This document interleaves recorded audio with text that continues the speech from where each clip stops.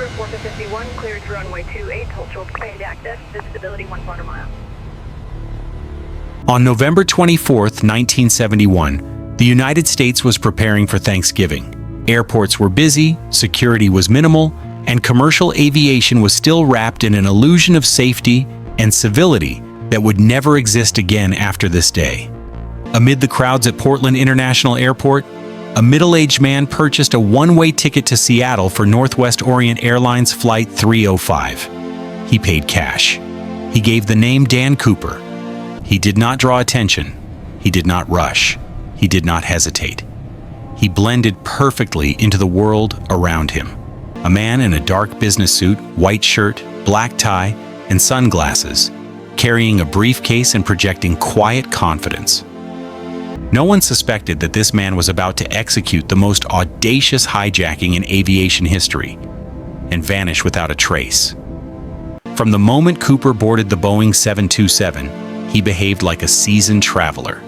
He ordered a bourbon and soda, lit a cigarette, something permitted on flights at the time, and calmly observed the cabin. Flight attendants later described him as polite, well-spoken, and unnervingly composed.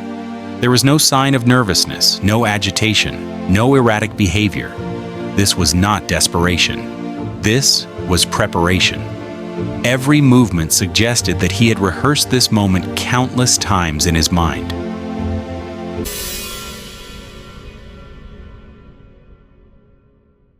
Shortly after takeoff, Cooper handed a small note to flight attendant Florence Schaffner. Initially, she assumed it was a phone number or a flirtatious gesture, a common occurrence in that era. She placed it in her pocket without reading it. Cooper leaned in slightly and spoke in a low, controlled voice that immediately conveyed authority. "Miss, you'd better read that. I have a bomb." The note was brief and precise. It demanded $200,000 in cash, 4 parachutes, and a fuel truck waiting in Seattle. Cooper calmly opened his briefcase just enough for Schaffner to see what appeared to be red cylindrical objects wired together, enough to convince her the threat was real. He never raised his voice. He never showed anger. He did not threaten anyone directly. His confidence alone carried the threat. What struck investigators later was how Cooper never lost control. Panic is common in crimes, so is escalation. Cooper exhibited neither.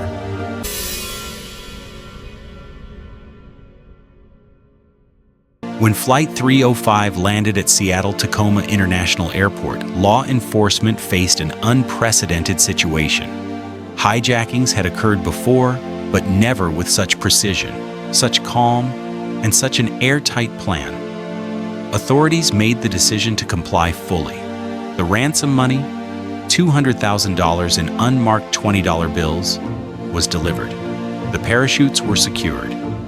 No attempt was made to ambush or trap Cooper because he had already demonstrated that he was steps ahead of everyone. Cooper allowed all 36 passengers to leave the plane unharmed.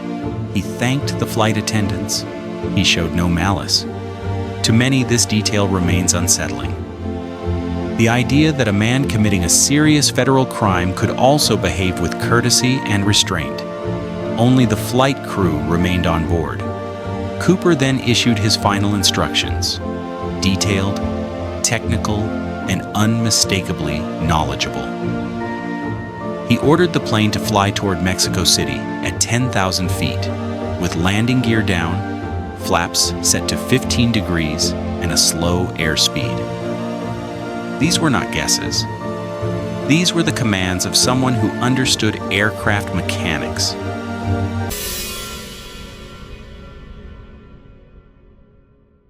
The Boeing 727 had a unique feature, a rear air stair that could be lowered mid-flight.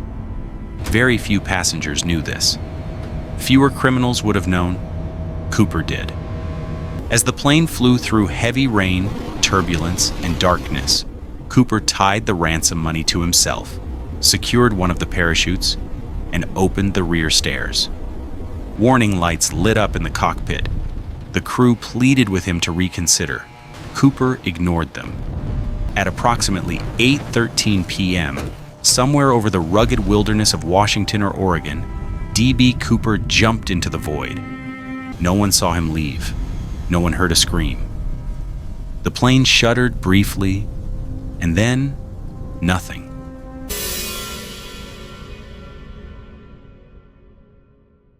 What followed was one of the most exhaustive searches in FBI history. Military aircraft swept the skies. Ground teams scoured forests, rivers, and mountains. Helicopters hovered over ravines. The terrain was unforgiving. Dense evergreen forests, deep rivers, steep cliffs, and winter weather that erased footprints and evidence almost immediately. Despite all of it, nothing was found. No parachute, no body, no clothing, no equipment. The FBI reconstructed flight paths, studied wind patterns, calculated descent trajectories, and interviewed anyone with skydiving, aviation, or military experience. The case file grew to over 60 volumes, spanning decades, and still, no Cooper.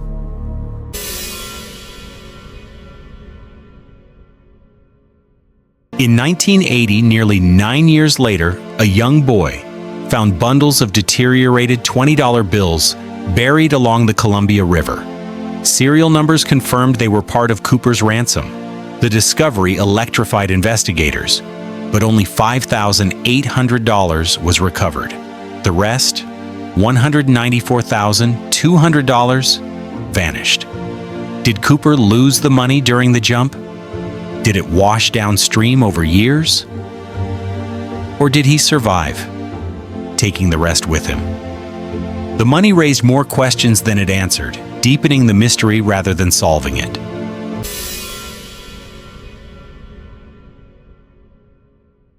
Over the decades, hundreds of suspects were proposed. Former paratroopers, engineers, criminals, veterans, airline workers, and civilians. Some matched eyewitness descriptions. Others had aviation knowledge. A few confessed. None could be proven. Cooper appeared to be between 40 and 50 years old, intelligent, disciplined, and calm under pressure. He knew aviation systems. He knew parachutes. He knew exactly how to exploit a gap in security that no longer exists today. In 2016, after 45 years, the FBI officially closed the case. There were no more leads. No more resources to justify. The mystery remained intact.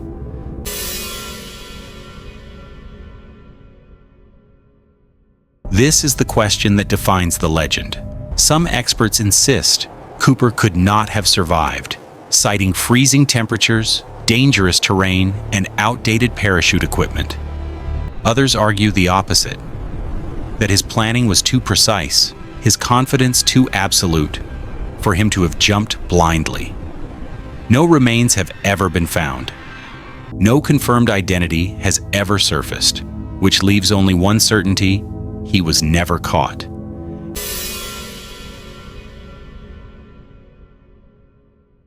D.B. Cooper transcended crime and became folklore.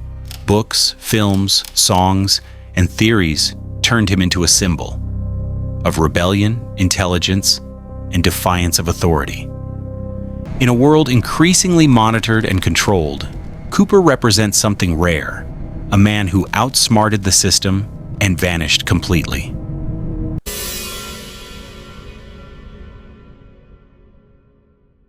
The D.B. Cooper hijacking is not just an unsolved crime.